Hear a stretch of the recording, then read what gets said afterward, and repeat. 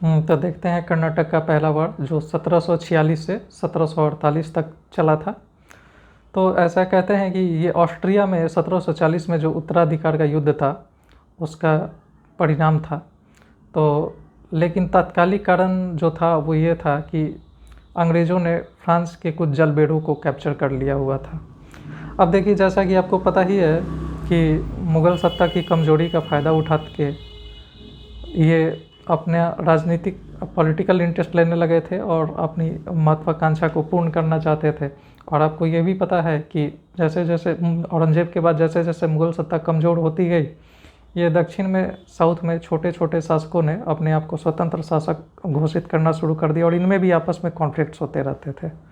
अब इसी कमज़ोरी का फ़ायदा उठाकर डुप्ले और क्लाइव ने सोचा कि अपनी सत्ता का विस्तार किया जाए। अब इनमें भी कॉन्फ्लिक्ट्स होना, ये फ्रांसीसी और ब्रिटिशर्स में भी कॉन्फ्लिक्ट्स तो होना ही था, क्योंकि दोनों की महत्वाकांक्षा सेम थी, टारगेट सेम था। तो हुआ ये कि 1740 में जो ऑस्ट्रिया में उत्तराधिकार का युद्ध शुरू हुआ, तो जहाँ जहाँ फ्रांसीसी और ब्रिटिशर्स थे लड़ने लगते थे और यहाँ पे भी माहौल तैयार हो ही गया था भारत में। तो तत्कालिक कारण जो ये था कि ब्रिटिशर्स ने फ्रांसीसियों के कुछ जलबेड़ों को कैप्चर कर लिया हुआ था। तो उसी से क्रुद्ध होकर डुप्ले, जो कि फ्रांसीसी गवर्नर थे पौंडीचेरी के, उन्होंने मद्रास का रुख किया। क्यों? क्योंकि अंग्रेज़ों की सत्ता का केंद्र जो था वो मद्रास ही था, दक्षिण में, साउथ की बात कर रहा हूँ मैं। तो उन्होंने वहाँ पे उस पर अटैक करने का प्रयास किया और उसमें उन्होंने मॉरिशस के गवर्नर की सहायता ली थी। मॉरिशस के गवर्नर और के साथ मिलकर डुप्ले ने अटैक किया और मद्रास को कैप्चर कर लिया। तो मॉरिशस के गवर्नर जो थे वो कुछ पैसे वैसे लेके छोड़ देना चाहते थे, 4 लाख पाउंड लेके उन्होंने छोड़ दिया, लेकिन डुप्ले ने फिर से कैप्चर कर लिया मद्रास को। अब इससे क्या, अंग्रेज़ों का हौसला जो है वो बिल्कुल पस्त हो गया था, क्योंकि बहुत बुरी तरह हारे थे फ्रांसीसियों से।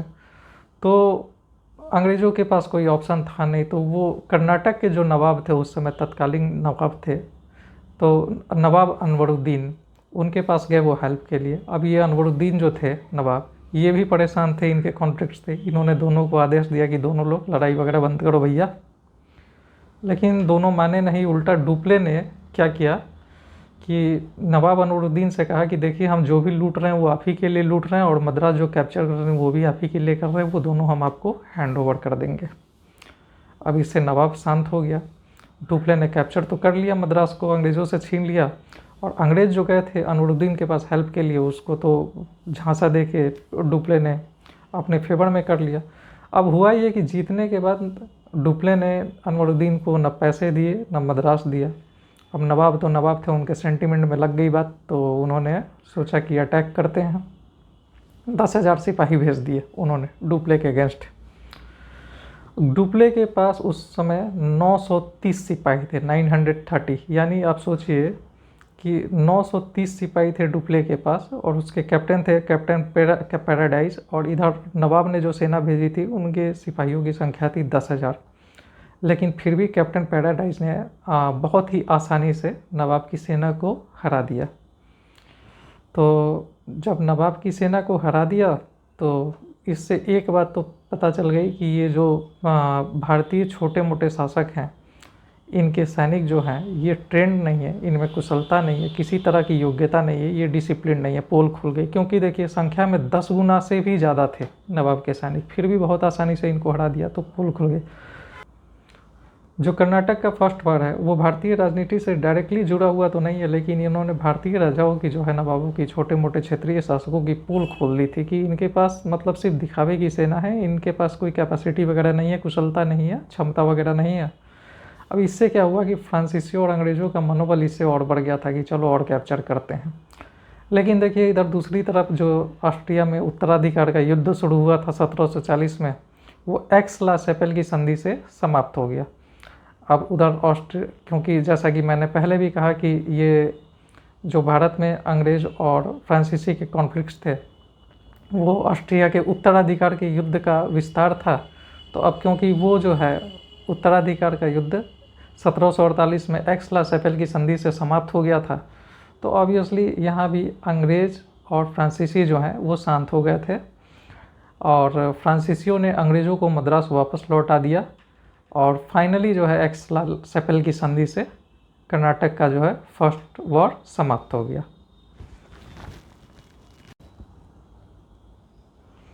तो आइए देखते हैं कर्नाटक का सेकेंड वॉर जो 1749 से 1749 से 1754 यानी 1754 तक चला था। तो देखिए हुआ ये था कि एक्स-ला-सैपिल की संधि जो हुई थी जिससे ऑस्ट्रिया का उत्तराधिकार का युद्ध समाप्त हुआ था, जिसके कारण भारत में भी अंग्रेज़ों और फ्रांसीसियों के बीच अस्थायी रूप से जो है शांति बहाल हो गई थी, लेकिन अस्थायी थी। अब दोनों की राजनीतिक महत्वाकांक्षा जो है वो सेम थी, तो वो कॉन्फ्लिक्ट्स तो होने ही थे। तो दोनों अपना अपना बिजनेस करने लगे, लेकिन हुआ ये कि कर्नाटक में और हैदराबाद में जो है जो क्षेत्रीय शासक थे उनमें आपस में सिविल वॉर स्टार्ट हो गया था उत्तराधिकार को लेकर के।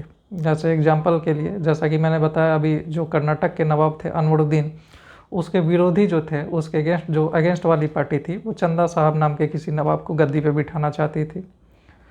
और वैसे ही हैदराबाद में देखें तो निज़ाम जो है उसकी मृत्यु हो गई थी, तो उसके बाद उनका बेटा जो था मुजफ्फर जंग वो गद्दी पे बैठा, लेकिन नवाब का जो निज़ाम का जो पोता था नासिर जंग, वो उसका विरोधी था। वो नहीं चाहता था कि वो गद्दी पे बैठे, वो खुद गद्दी पे बैठना चाहता था। इसी का फ़ायदा जो है फ्रांसीसियों ने उठाया। इधर क्या किया इन्होंने, नवाब अनवरुद्दीन को तो ये पहले भी धोखा दे चुके थे और हरा चुके थे एक बार, जैसा कि मैंने बताया था। तो इन्होंने इधर चंदा साहब, जो नवाब अनवरुद्दीन के अगेंस्ट थे कर्नाटक में, चंदा साहब, उनका साइड ले लिया। और वैसे ही जो हैदराबाद में जो कॉन्फ्लिक्ट चल रहे थे उसमें फ्रांसीसियों ने मुजफ्फर जंग का साइड ले लिया। अब क्या किया कि इन्होंने अपने सैनिक के सपोर्ट से कर्नाटक में अनवरुद्दीन की हत्या करवा दी और चंदा साहब को गद्दी दे दी। और हैदराबाद में वैसे ही इन्होंने जो मुजफ्फर जंग हैं उनको गद्दी पे स्थापित कर दिया। अब नासिर जंग की इधर हत्या करवा दी और उधर कर्नाटक में अनवरुद्दीन की हत्या करवा दी। अनवरुद्दीन का बेटा भाग गया वहाँ से।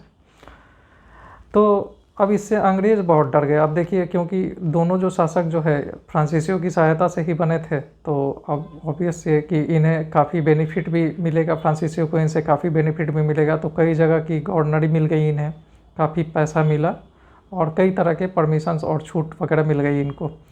अब अंग्रेज़ों को टेंशन हुई, क्योंकि मतलब बराबर के वो दावेदार थे, जो बराबर के जो प्रतिस्पर्धी थे। तो अंग्रेज़ों को टेंशन हुई कि ये तो काफ़ी प्रोग्रेस कर गए हैं फ्रांसीसी। तो उन्होंने सोचा कि ये जो सिविल वॉर्स हुए थे जिनमें एक एक का पक्ष लिया फ्रांसीसियों ने, तो उनके अगेंस्ट जो पक्ष था उसको, जैसे अनवरुद्दीन का बेटा, नवाब अनवरुद्दीन का बेटा जो था वो भाग के तंजौर चला गया हुआ था।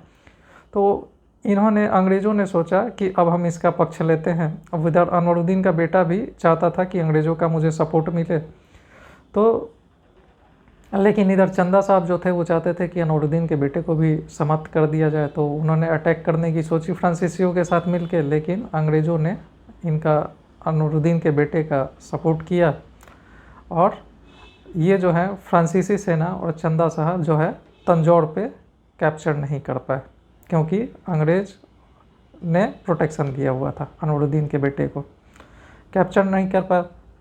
लेकिन फ्रांसीसियों ने क्या किया कि घेरा डाले रखा कि कभी तो सरेंडर करेंगे ये। लेकिन इन्होंने क्या किया कि अंग्रेज़ों ने कि जो चंदा साहब की राजधानी थी आरकाट, वहाँ पे अटैक कर दिया और बहुत तगड़ा अटैक किया, जिसकी वजह से क्या है कि इनको अपनी आधी सेना उधर भेजनी पड़ी। और एक तो वो आरकाट को जीत नहीं पाए चंदा साहब, दूसरा इसको कैप्चर भी नहीं कर पाए। तो इसमें क्या हुआ, फ्रांसीसियों की बहुत बुरी तरह से हार हो गई थी। तो इसमें जो है इस युद्ध में कर्नाटक के सेकेंड वॉर में जो है अंग्रेज़ों का वर्चस्व स्थापित हो गया था और फ्रांसीसी जो है बहुत बुरी तरह से पराजित हो गए थे। तो फिर भी सेकेंड जो कर्नाटक वॉर था वो पांडिचेरी की संधि से समाप्त हो गया था, जिसमें फ्रांसीसी बहुत बुरी तरह हारे हुए थे और इसमें अंग्रेज़ों का वर्चस्व स्थापित हो गया था और फाइनली ये वॉर भी समाप्त हो गया। लेकिन इस वॉर का रिज़ल्ट ये था कि इसमें अंग्रेज़ों का वर्चस्व स्थापित हो गया था और उनकी सुपीरियरिटी सिद्ध हो गई थी। तो जैसा कि मैंने बताया कि अब देखते हैं हम कर्नाटक का थर्ड वॉर 1758 से 1763 तक चला था। तो जैसा कि मैंने बताया था कि पांडिचेरी की संधि से अस्थायी रूप से कर्नाटक का सेकेंड वॉर जो है वो रुक तो गया था, लेकिन फिर भी फ्रांसीसी जो है वो अभी हिम्मत हारे नहीं थे और राजनीतिक विस्तार की आकांक्षा उनमें बाकी थी और हिम्मत भी नहीं हारे थे। इधर इसी बीच जो है यूरोप में सप्तवर्षीय युद्ध शुरू हो गया, तो उसी के रिजल्ट स्वरूप जो है यहाँ पे भारत में भी अंग्रेज और फ्रांसीसी जो है आपस में भिड़ गए, लेकिन इस बार स्थिति दूसरी थी। देखिए ठीक है, फ्रांसीसियों का मनोबल नहीं टूटा था, लेकिन अंग्रेज़ों का मनोबल काफ़ी बढ़ गया था, क्योंकि जिस तरीके से उन्होंने फ्रांसीसियों को हराया था दूसरे कर्नाटक वॉर में, तो उनका मनोबल काफ़ी बढ़ गया था। और दूसरी बात है कि 1758 तक अंग्रेज़ों ने प्लासी का बैटल जीत के बंगाल वगैरह पे भी कैप्चर कर लिया हुआ था, तो इनका मनोबल उससे भी काफ़ी बढ़ गया था और क्या स्थिति भी काफ़ी सुदृढ़ हो गई थी कुछ बंगाल को कैप्चर करने की वजह से, जिस वजह से फ्रांसीसियों को ये बहुत आसानी से हरा सके।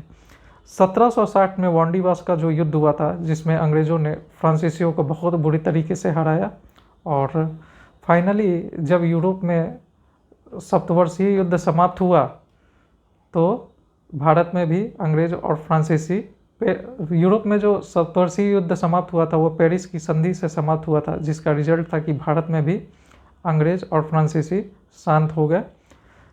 फ्रांसीसियों को पौंडीचेरी वापस तो दे दिया गया, लेकिन कई सारी शर्तों के साथ, जैसे वो किलेबंदी नहीं कर सकते या अन्य कई शर्तें थीं, और इसी के साथ इनका अंग्रेज़ों का वर्चस्व सिद्ध हो गया, क्योंकि ये कर्नाटक पे और बंगाल पे पूरी तरह से कैप्चर कर चुके थे, और यह सिद्ध हो गया था कि अब राजनीतिक विस्तार जो है इन्हीं का होगा। अगर यूरोपियन कंट्रीज़ में जो है एकमात्र था जो बंगाल पे कैप्चर होने के बाद और फ्रांसीसियों को विस्थापित करने के बाद अंग्रेज़ों का वर्चस्व सिद्ध हो गया था।